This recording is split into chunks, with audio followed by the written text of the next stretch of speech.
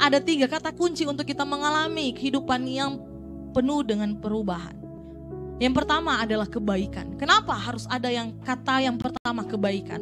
Karena kita harus memiliki yang namanya kebaikan. Kebaikan bukan hanya kita memberi apa yang ada pada kita sehingga kita kelihatan orang yang baik. Kata kunci yang pertama agar supaya kehidupan kita benar-benar memiliki yang namanya perubahan, harus ada kebaikan. Tetapi bukan hanya kita kelihatan dalam tindakan kita memberi agar supaya kita dikatakan baik. Tetapi hidup kita harus mempunyai kelarasan, kelurusan antara hati dan juga apa yang kita lakukan setiap hari. Itu baru dinamakan baik. Kalau hati baik, hati kita baik, maka kelakuan kita, tindakan kita adalah juga baik.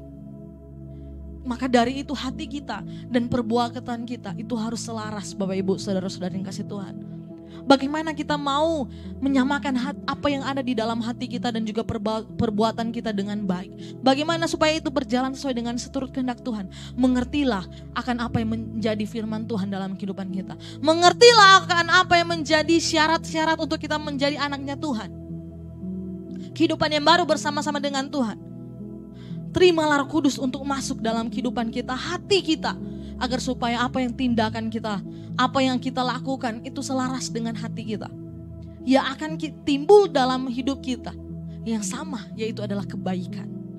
Nah yang kedua, kata kunci yang kedua adalah keadilan. Keadilan dalam bahasa Yunani dikaisune. Bapak Ibu saudara-saudara yang kasih Tuhan, dalam bahasa Yunaninya keadilan adalah dikaisune atau memiliki arti integrity to purify life atau integritas untuk memurnikan kehidupan. Tidak hanya sampai kehidupan kita, hati kita selaras, tetapi harus ada yang namanya kemurnian. Kemurnian adalah hal yang sangat penting dalam perjalanan kehidupan kita.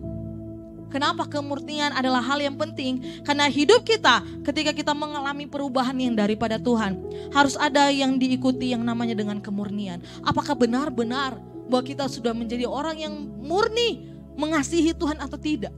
Apakah benar-benar setiap apa yang kita lakukan benar-benar kebaikan dari hati kita atau tidak? Apakah itu murni dari hati kita atau tidak? Segala sesuatu akan menjadi murni ketika kita menghilangkan apa yang kotor dalam hati kita. Segala sesuatu akan menjadi murni kalau sudah tidak ada lagi hal yang kotor. Nah maka dari itu kalau masih ada yang kita hasilkan hal yang kotor, itu tandanya kita belum mengalami yang namanya perubahan hidup. Masih ada yang kotor dalam kehidupan kita.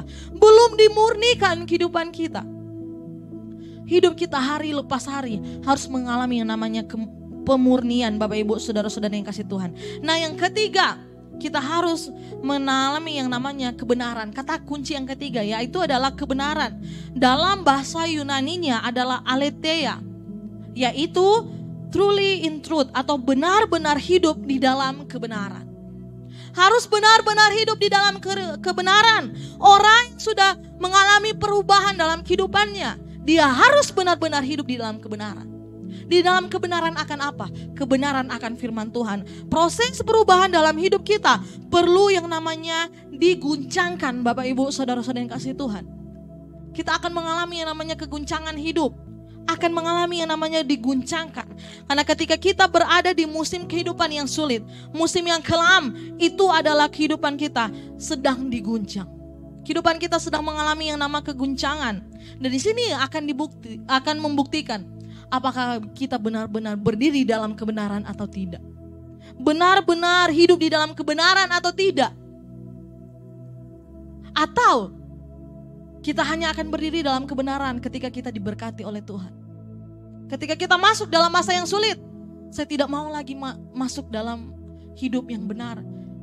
Karena saya sudah tidak diberkati oleh Tuhan. Nah orang yang benar-benar hidup dalam kebenaran, dia akan terus berdiri di musim manapun yang kita akan hadapi, Bapak Ibu saudara-saudara yang kasih Tuhan. Kita akan terus menikmati kebaikan Tuhan kalau kita berdiri dalam kebenaran. Kalau kita adalah orang-orang percaya yang dewasa. Kalau kita adalah orang percaya yang dewasa di dalam Tuhan, maka ketika masuk dalam musim yang sulit, kita akan tetap menjadi orang yang dewasa. Kita tidak akan mudah berubah. orang yang dewasa, ketika goncangan ujian datang dalam kehidupan kita, itu akan menjadikan kita orang-orang yang kuat di dalam Tuhan, Bapak Ibu, saudara-saudari yang dikasihi Tuhan. Dan kita akan mengalami yang namanya kenaikan kelas rohani. Kita akan mengalami yang namanya kenaikan kelas rohani. Karena tidak ada cara lain untuk dapat naik kelas selain kita harus melewati yang namanya ujian.